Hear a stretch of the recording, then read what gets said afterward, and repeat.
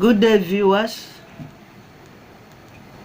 The teaching on dealing with the waster in our marriage. Deal with the waster in your marriage. The definition of waste. Waste is to destroy, to devastate or ruin, to wear away, consume gradually or use up, to spend without real need, gain or purpose, to squander, to fail to take proper advantage of. In the beginning, God created Adam and Eve, and they became one.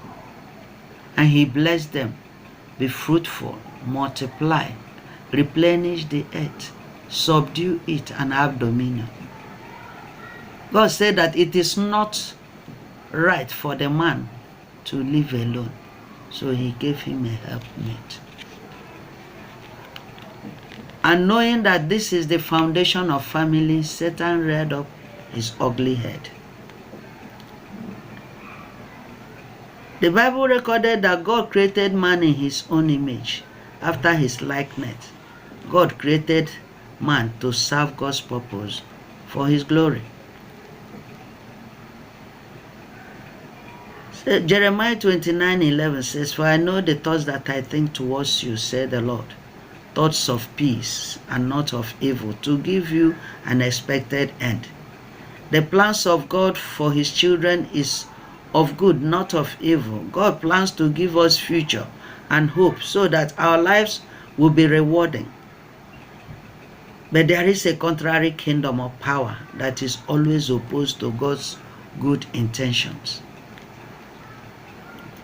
The book of John 10:10 says that the thief's purpose is to steal and kill and destroy.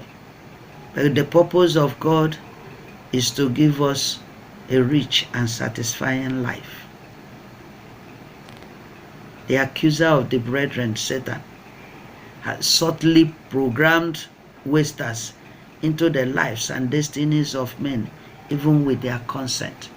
We discover that no matter what the enemy does in our lives, it's mostly with our consent.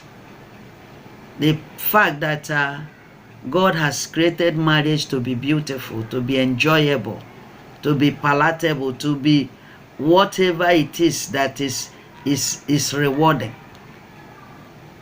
It depends on the man and the woman. The way you tolerate each other, the way you understand each other, the way you relate to each other, the way you communicate with each other, the way you console each other, the way you empathize with each other. But the enemy finds a way to penetrate in order to waste, in order to create disaffection, disunity, disagreement, in order to make this marriage not what God has ordained it to be. There are vices. The vices are no respecters of persons. They manifest themselves and exercise authority in both palaces and dungeons. And these vices, they come from our attitudes, from our confessions, from our mindsets. And these are the 4 A's that destroy homes, marriages, and destinies. One is abuse. One can be the abuser and the abused at the same time. There are people who, through their indulgences in drugs, alcohol, and sex, abuse themselves, their partners, siblings, friends, parents, and the like.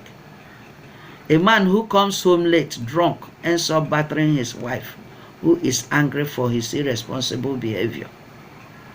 The children are traumatized watching their parents fight. Their sleep is disrupted. Such a man is abusing the family. He is equally abusing himself when in that state of stupor he sleeps in his own vomit. Any man, woman, or youth that indulges in any form of abuse has lost his or her self-worth.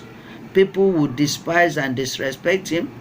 He will lose favor with God and with men, and such a person can never manifest the fullness of his potentials. Addiction. This is another form of abuse in which one loses control and self-will. It results in a total dependence on a substance, drug, alcohol, sex, etc.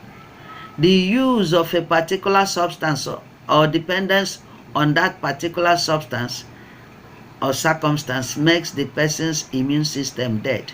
His system can no longer put up a natural fight or resist any attack. Addicts lose touch with reality.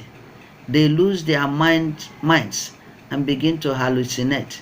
They become unstable and can no longer coordinate their lives and activities.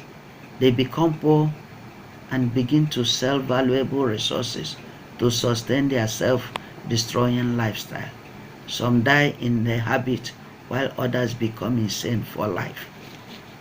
So addiction is not a friend of any relationship, whether marriage or just secular relationship, because the mindset, the reasoning will never be coherent. So for any marriage, there should be no form of addiction, because if there's addiction, the home can no longer be coordinated. The husband and the wife will never be able to reason at the same level, and disaster will be the effect, and that will never be good for a family that has children, a family that has neighbors, a family that have other relations around. The third A is adultery. Adultery is a silent killer of both relationships and family peace. It is a temporary pleasure that creates permanent pain. When partners begin to take each other for granted, begin to cheat each other, begin to do so many unseemly things outside the agreed comportment for the marriage. So adultery has destroyed many kings and princes, both dead and alive, and destabilized their kingdoms, thrones, and dominions. So it does not, when adultery comes in, whether it is in the palace or in the ghetto, it is against the will of God and can never brood peace and progress in any marriage.